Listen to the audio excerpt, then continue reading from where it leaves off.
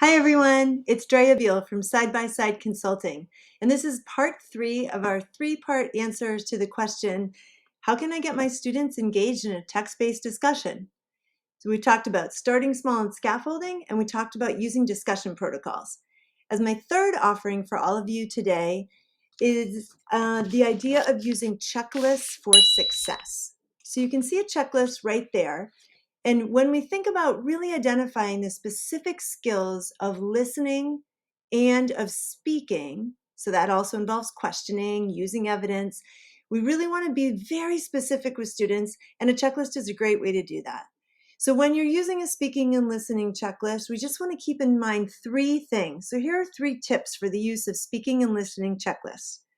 First of all, give students ample time to practice. Practice in those pairs, practice in a smaller group. Make sure that they have time to get feedback in a really low stakes setting so that they can get comfortable with the skill. Secondly, make sure they really understand what success looks like. So that could be seeing other classmates, that could be watching a video, but we really want to set students up for success so they know what it means to ask a question that relates to the text or to build on someone else's ideas. That's where those discussion sentence stems from last session might come in handy.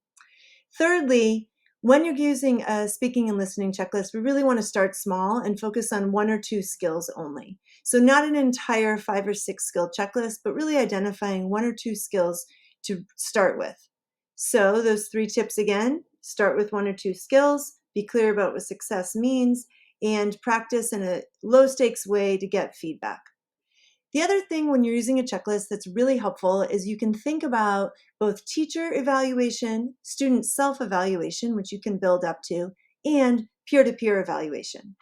So when we think about using a fishbowl, which I mentioned last time, those students are sitting in an inside circle or in an outside circle, and you can pair them together very intentionally. It's a great opportunity then to have the outside circle students focus just on their one partner during that part of the discussion and highlighting those 1 or 2 skills that I just referenced to give feedback on using that checklist. So sitting in concentric circles or a fishbowl, and really having intentional precision partners from the outside partner and the inside partner share feedback using that checklist. For the second half of the discussion, the students will switch and the inside partners become outside partners. So check it out, give it a go with your fishbowls, and think about really using speaking and listening checklists to elevate your discussion.